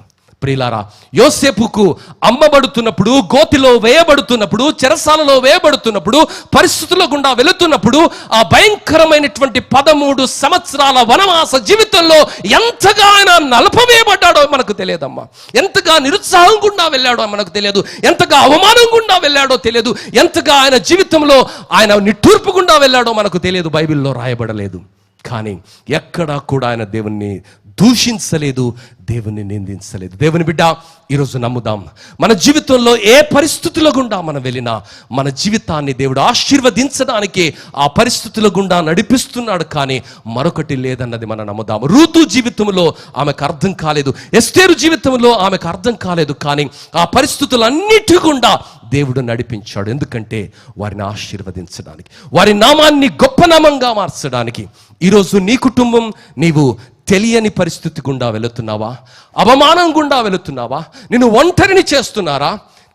నీవు బ్రతుకుతున్నటువంటి నీతి జీవితాన్ని బట్టి, నీవు జీవిస్తున్నటువంటి యథార్థమైనటువంటి జీవితాన్ని బట్టి, మరి అడుగులకు మడుగులొత్తని కారణాన్ని బట్టి, అసత్యాన్ని సమర్థించని కారణాన్ని బట్టి, సత్యం కొరకు దేవుని పక్షంగా నిలబడుతున్న కారణాన్ని బట్టి, అది తప్పు అని పలికిన కారణాన్ని బట్టి నిన్ను ఒంటరిని చేస్తున్నారా? పర్వాలేదు, దేవుడు చూస్తున్నాడు. యోబు కూడా ఒంటరి వాడయ్యాడు, రుతు కూడా ఒంటరిదైంది, ఎస్తేరు కూడా ఒంటరిదైంది, మోషే కూడా ఒంటరి వాడయ్యాడు. వారందరి జీవితాలను దేవుడు గ్రంథస్థం చేయించాడు. ఎందుకో తెలుసా? నీకు నాకు స్ఫూర్తిని అందించడానికి, నా నామాలను కూడా గొప్ప చేయడానికి ఈ తరములో మనకు కూడా ఒక అవకాశం ఇచ్చాడమ్మా. యోబుకు అవకాశం ఇస్తే అవకాశాన్ని సద్వినియోగం చేసుకున్నాడు. యోసేపుకు అవకాశం ఇస్తే సద్వినియోగం చేసుకున్నాడు. రుతుకు అవకాశం ఇస్తే సద్వినియోగం చేసుకుంది. ఓర్పాకు కూడా అవకాశం ఇవ్వబడింది, కానీ దుర్వినియోగం చేసుకుంది. చాలా మంది దుర్వినియోగం చేసుకుంటున్నారు, చాలా మంది రాజ్యపడిపోతున్నారు, చాలా మంది జీవితంలో విలువలను కోల్పోయి మనస్సాక్షిని చమ్ముకొని వాళ్ళను వారు అమ్ముకొని జీవిస్తున్నటువంటి సమాజంలో దేవుని కొరకు బ్రతికే వారి కొరకు దేవుడు ఆ రోజు నోవహు కొరకు చూసినట్లుగా, మోషే కొరకు చూసినట్లుగా, దావీదు కొరకు చూసినట్లుగా, ఎస్తేరు కొరకు చూసినట్లుగా, రూతు కొరకు చూసినట్లుగా ఈ తరములో నీ కొరకు కూడా చూస్తున్నాడు. నమ్ముతున్నావా? దేవుడు ఈ తరములో నిన్ను శేషంగా నిలుపుకున్నాడు. ఎందుకో తెలుసా? మూర్ఖమైన వక్రజనము మధ్య నిరపరాధులను, అనంతులను దేవుని బిడ్డలుగా బ్రతకడానికి, శ్రమల కొలిమిలో నిన్ను ఆశీర్వదించడానికి దేవుడు ఏర్పరచుకున్నాడు. Don't be hasty, don't be hasty. Never come to conclusion, never come to conclusion. God is not fed up with you, God is not over with you. దేవుడు నీ ఎడల తన సంకల్పాన్ని ఆయన నెరవేరుస్తున్నాడు. మనుష్యులకు మనం అర్థం కాకపోవచ్చు. అపోస్తుల కార్యము 9వ అధ్యాయము 10 నుండి 17 వచనాల్లో మరి సౌలు పౌలుగా ఉన్నప్పుడు ఆయన ఎవ్వరికీ అర్థం కాలేదమ్మా. మనుషులు ఏమంటున్నారో తెలుసా? ఆయన గురించి చాలా తప్పుగా మాట్లాడుతున్నారు. నీ గురించి కూడా చాలా తప్పుగా మాట్లాడొచ్చు, నీ పిల్లల గురించి చాలా తప్పుగా మాట్లాడొచ్చు, నీ భర్త గురించి చాలా తప్పుగా మాట్లాడొచ్చు, నీ భార్య గురించి చాలా తప్పుగా మాట్లాడొచ్చు, నీ వ్యక్తిత్వం గురించి చాలా తప్పుగా మాట్లాడొచ్చు. ఎందుకంటే మనుషులకు నువ్వు అర్థం కాకపోవచ్చు. మనుషులకు అర్థమైనా అర్థం కాకపోయినా దేవునికి అర్థమైతే చాలు. దేవునికి స్తోత్రం. దేవుని బిడ్డ మోషే దేవునికి అర్థమయ్యాడు, ఋతు దేవునికి అర్థమయ్యాడు, సౌలు దేవునికి అర్థమయ్యాడండి. సౌలు ఏం మాట్లాడుతున్నాడు? సౌలు గురించి అననీయ అనేటువంటి దైవ సేవకుడు దేవునితో ఏం మాట్లాడుతున్నాడో తెలుసా? దమస్కులో అననీయ అనే ఒక మనుషుడుండెను. ప్రభు దర్శనమందు అననీయ అని అతన్ని పిలువగా అతడు, ప్రభువా ఇదిగో నేనున్నాను. అందుకు ప్రభువు, నీవు లేచి తిన్నని అనబడిన వీధికి వెళ్ళి యూదా అని వాని ఇంట తర్షీసు వాడైన సౌలు అనువాని కొరకు విచారించుము. ఇదిగో అతడు ప్రార్థించుచున్నాడు. అతడు అననీయ అను ఒక మనుష్యుడు లోపలికి వచ్చి తాను దృష్టి పొందినట్లు తల మీద చేతులు ఇంట చూచి ఉన్నాడని చెప్పాను. అందుకు అననీయ, దేవుడేమో సౌలు గురించి గొప్ప సాక్ష్యం ఇస్తున్నాడమ్మా. ఆయన మారాడమ్మా, ఆయన మారు మనసు పొందాడమ్మా, ఆయన శ్రమల కొలిమిలో నా స్వరూప్యంలోనికి నేను మార్చాను, ఆయన జీవితాన్ని నేను మరొక స్థాయిలోనికి తీసుకొని వెళ్ళాను, ఆయనను గొప్పగా నేను వాడుకోవాలని దేవుడు ఆశపడుతూ ఒక సేవకునికి చెప్పి ఆయన ఇంటికి వెళ్ళి ప్రార్థన చేయమంటే ఈయన ఏం మాట్లాడుతున్నాడో తెలుసా దైవ సేవకుడు? అననీయ, అందుకు అననీయ, ప్రభువా ఈ మనుషుడు యెరూషలేములో పరిశుద్ధులకు ఎంతో కీడు చేసి ఉన్నాడని అతని గురించి అనేకుల వలన వింటిని. ఇక్కడును నీ నామను బట్టి ప్రార్థన చేయు వారందరినీ బంధించుటకు అతడు ప్రధాన యాజకుల వల్ల అధికారము పొంది ఉన్నాడని ఉత్తరం ఇచ్చెను. అందుకు ప్రభువు, నీవు వెళ్ళుము, అన్నే జనుల ఎదుటను రాజుల ఎదుటను ఇశ్రాయేలీయుల ఎదుటను నా నామము భరించుటకు ఇతడు నేను ఏర్పరచుకొనిన సాధనమై ఉన్నాడు. హల్లెలూయా. ఈ అననీయతో అంటలేడు దేవుడు నువ్వు నా సాధనమని. అననీయ ఎవరి గురించి అయితే షికాయత్ చేస్తున్నాడో, ఎవరి గురించి అయితే తప్పుగా విన్నాడో, ఎవరి గురించి అయితే మరి తప్పుగా మాట్లాడుతున్నాడో ఆ వ్యక్తి గురించి దేవుడు పలుకుతున్నటువంటి మాట ఏంటో తెలుసా?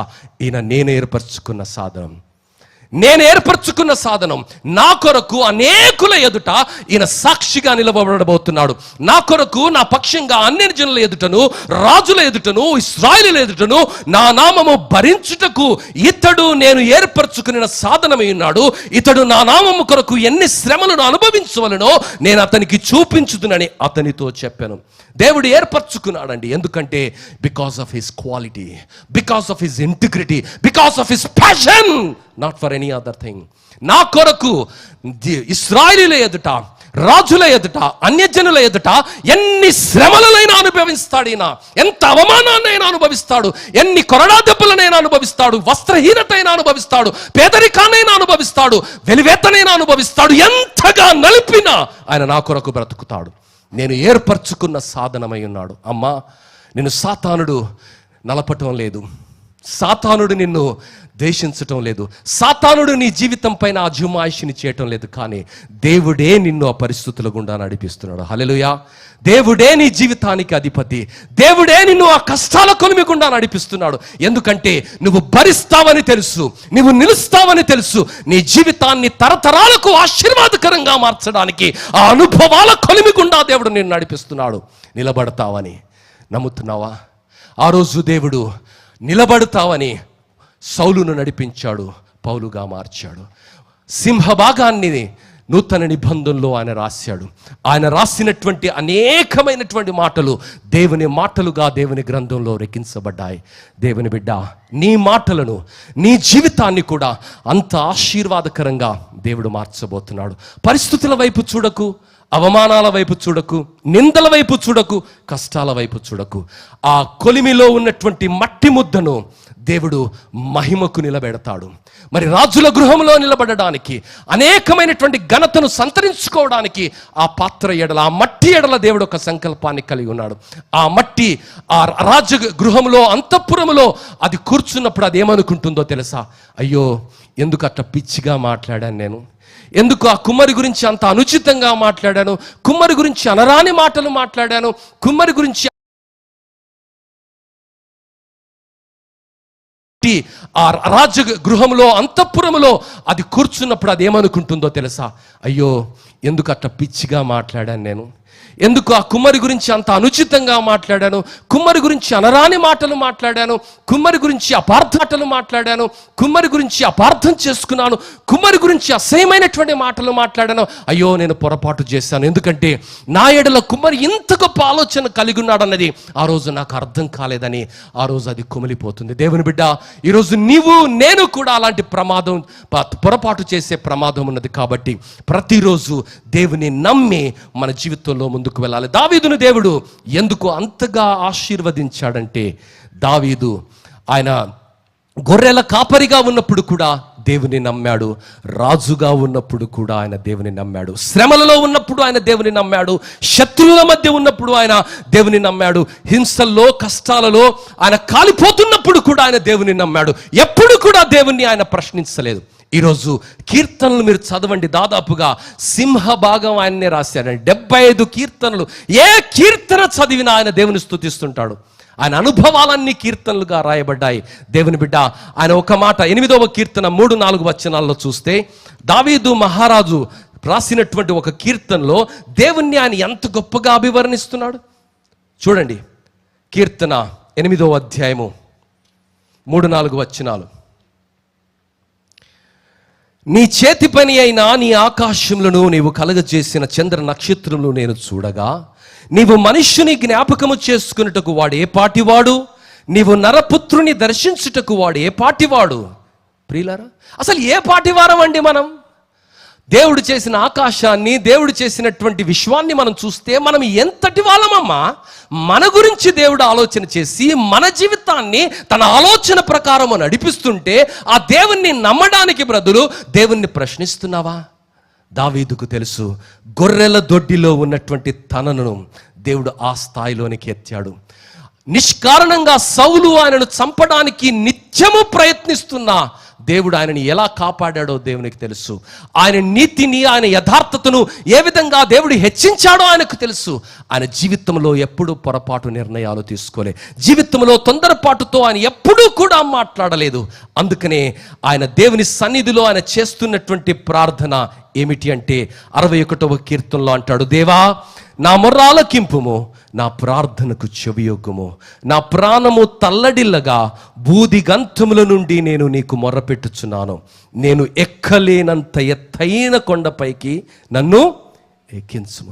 నీ కష్టాల్లో నువ్వు ప్రభా కష్టాలు తీసే వాళ్ళని తీసే వీళ్ళని తీసే అని ప్రార్థన చేయటం కాదు. యోబు 2 ఆశీర్వదించబడడానికి మరి సాతానుగాడే కారణమమ్మా. చాలామంది మన జీవితాల్లో దేవుడు పంపిస్తుంటాడు. ఎందుకో తెలుసా? వాళ్ళు మనకు చాలా మేలు చేస్తారు, మీకు తెలుసోలేదో. మేలు చేస్తారు వాళ్ళు మన జీవితానికి, వాళ్ళు ఆశీర్వాదానికి కారకులు అవుతారు. వారు చేస్తున్నటువంటి అనాలోచితమైనటువంటి పనులే మన జీవితానికి ఆశీర్వాదం అవుతాయమ్మా. దేవుని బిడ్డ, శత్రువు ఆయనకు తెలియకుండా ఆయన మేలుకరమైనటువంటి పనులు చేస్తాడు. ఎక్కలేనంత ఎత్తైన కొండకు నన్ను ఎత్తించు ప్రభు అంటున్నాడు. దేవుని బిడ్డ, this is the attitude what David had. David had a very positive attitude అమ్మా. దావీదు జీవితంలో కష్టాల్లో ఎప్పుడు కూడా దేవుని నిందించలే.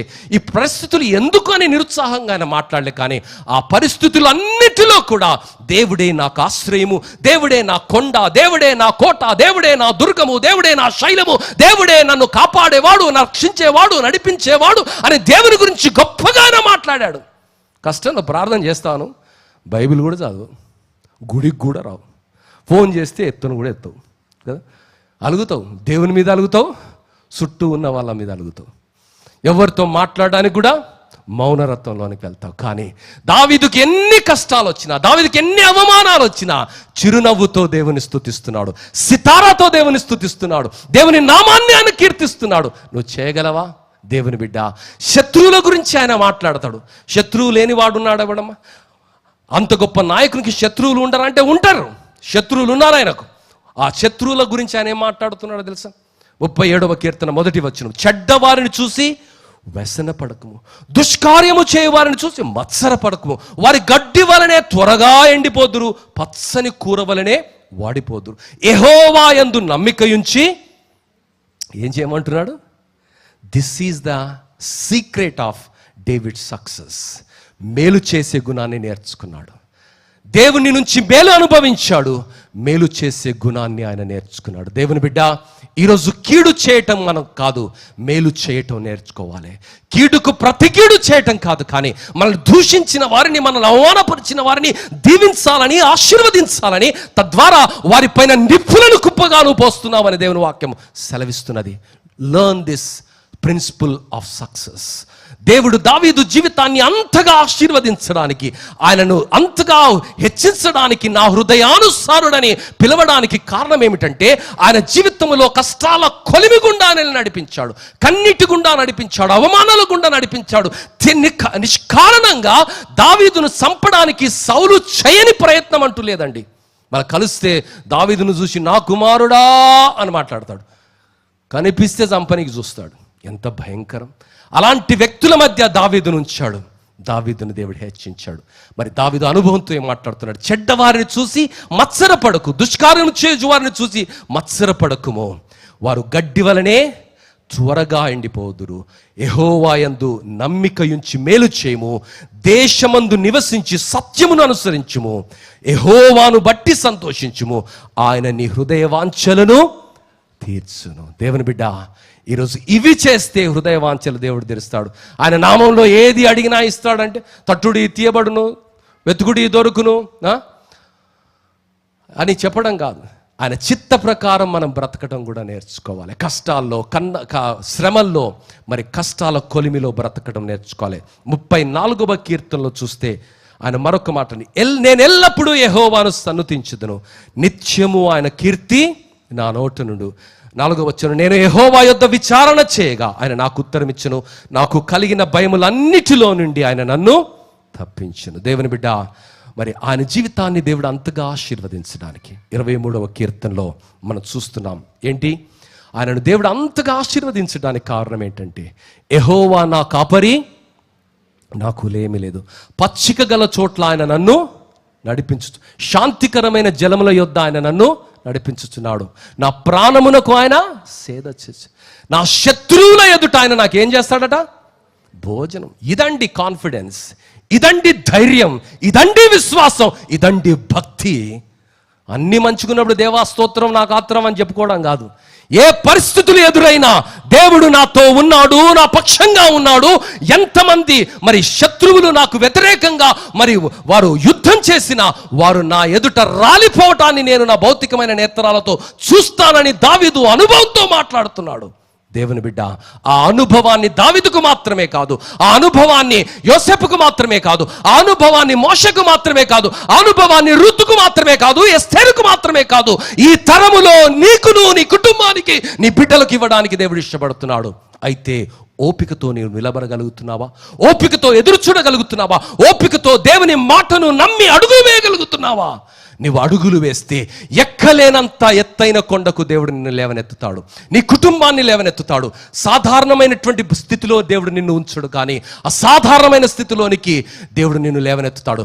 బ్రతకడానికి భక్తి చేయకమ్మా, నిత్యవసరాల కొరకు యేసు ప్రభు దగ్గరికి రాకు. దేవుడు నిన్ను అనేకులకు ఒక వింతగా, ఒక ఆశ్చర్యంగా, ఒక అద్భుతంగా నిలబెడతాడని నమ్మి దేవుని భక్తి చేయి. మరి ఒక గొర్రెల కాపరిని దేవుడు అంతగా హెచ్చించడానికి, తల్లి తండ్రి లేని అనాథ బిడ్డను ఒక మహారాణిగా మార్చడానికి, జీవితంలో అన్నీ కోల్పోయి ఇక నా వల్ల ఏది కాదని నిరుత్సాహంలో ఉన్నటువంటి మోషేను ఒక గొప్ప నాయకునిగా మార్చినటువంటి దేవుడు, జీవితంలో అన్నీ కోల్పోయి స్నేహితులు కూడా శత్రువులుగా మార్చబడినటువంటి యోబును రెండంతలుగా ఆశీర్వదించినటువంటి దేవుడు ఈరోజు నీ జీవితంలో కూడా ఆశీర్వాదాలను ఇవ్వగలనని, నీ బిడ్డలను, నీ కుటుంబాలను అద్భుతాలను జరిగించగలనని. ఆ శ్రమలలో, కష్టాలలో దావీదు ఎలాంటి మనస్తత్వాన్ని కలిగి, ఎలాంటి వైఖరితో ముందుకు నడిచాడో అలా నడిచిన రోజు మన జీవితాలను దేవుడు ఆశీర్వదిస్తాడు. Keep trusting God. दूध दूध होता, पानी पानी होता. दूध पानी एक ही जगह पे रहता, but he will divide it. He will divide it when time comes. Believe this. నీ జీవితంలో కూడా నిన్ను శ్రమల కొలిమిలో ఎక్కువకాలం దేవుడు ఉంచడు. కుండను దేవుడు ఎంతసేపు ఉంచుతాడమ్మా? కుండను ఎంతసేపు ఉంచుతాడు? కుమ్మరి మంటలో 10 సంవత్సరాలు పెడతాడా? పెట్టాడు కదా. కుండను ఒక గంట సేపు, అరగంట పెడతాడు. ఆ అరగంట తర్వాత బయటికి తీస్తాడు. బయటికి తీసిన తర్వాత అంతఃపురములో అది యుగ యుగాలు ఉంటుంది.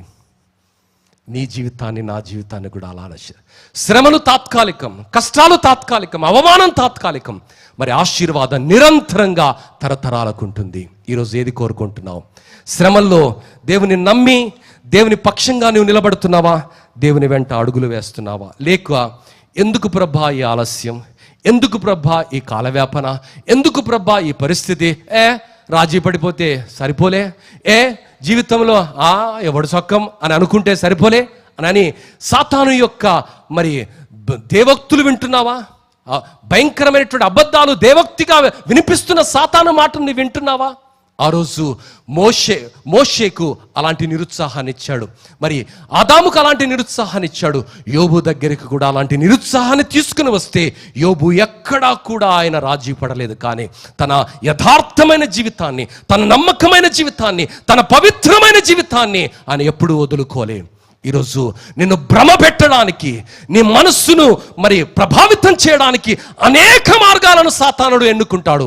ఆఖరికి నీ స్నేహితుల్ని కూడా వాడుకుంటాడు, నీ భార్యను వాడుకుంటాడు, నీ భర్తను వాడుకుంటాడు, నీ బిడ్డల్ని వాడుకుంటాడు, నీ బంధువుల్ని వాడుకుంటాడు. కానీ ఎప్పుడూ లొంగకు, సత్యం కొరకు నిలబడు, నీతి కొరకు నిలబడు, యథార్థంగా నిలబడు, సింహంలా నిలబడు. దేవుడు నిన్ను ఆశీర్వదిస్తాడు. శ్రమల్లో ఉన్నావంటే నీకు ఆశీర్వాదం అతి సమీపంగా ఉన్నది, నీకు హెచ్చు అతి సమీపంగా ఉన్నది. దేవుడు ఆ పరిస్థితిలో నుండి నిన్ను ఘనతకు ఉపయోగించుకునే పాత్రగా అతి త్వరలో లేవనెత్తబోతున్నాడు. అది నీవు నమ్మాలే.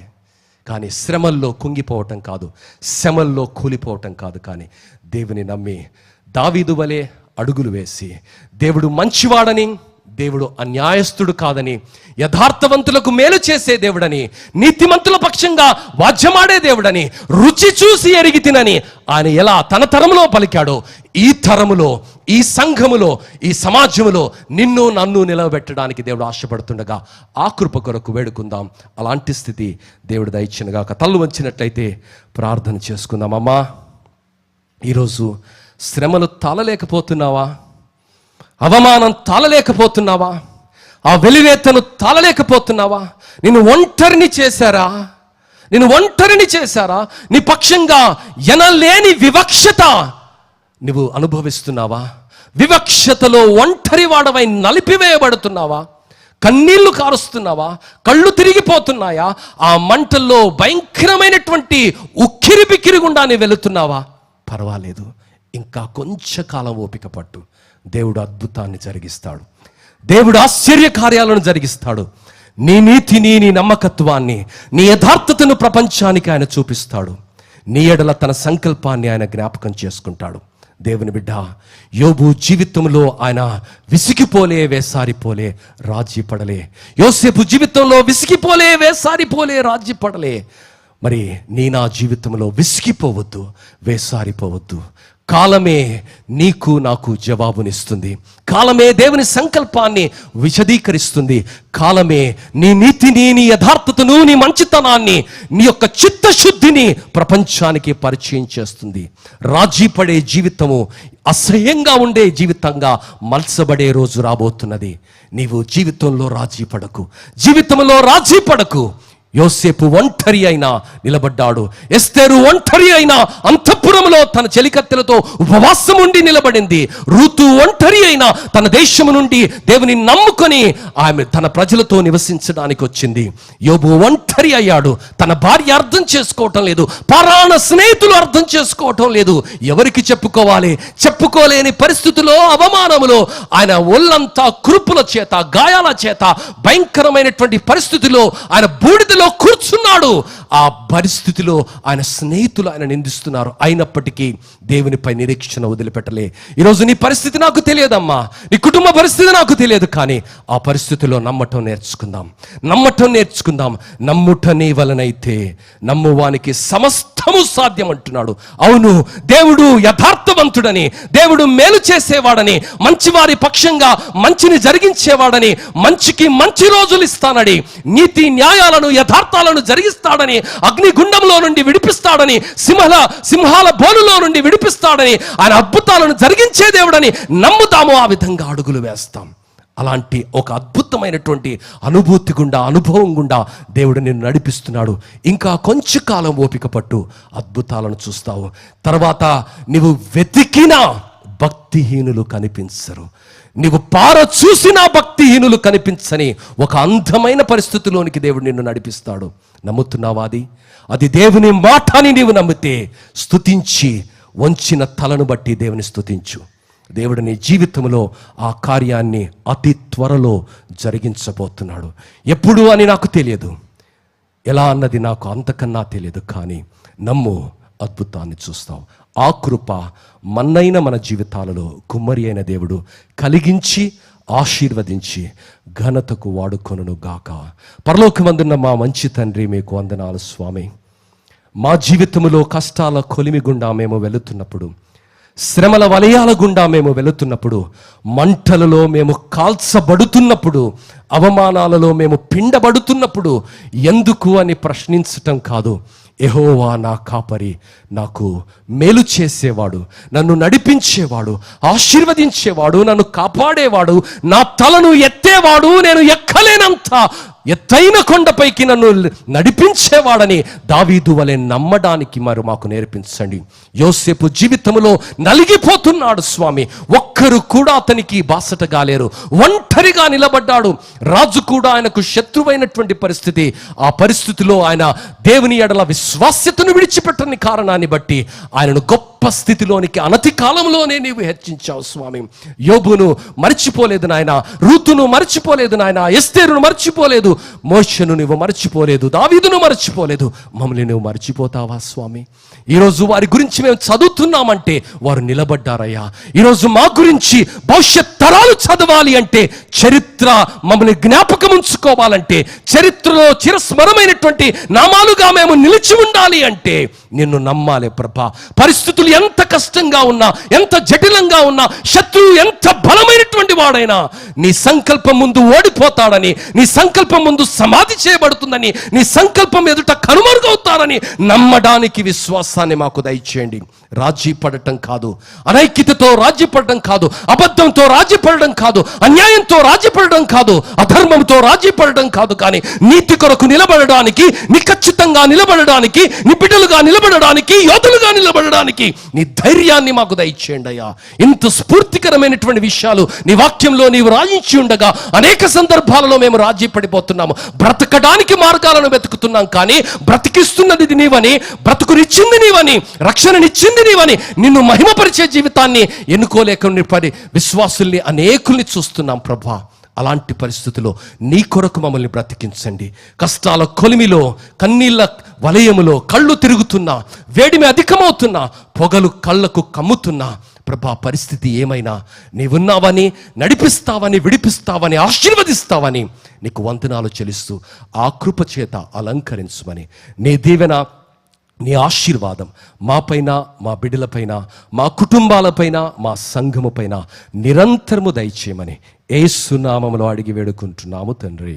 ఆమెన్.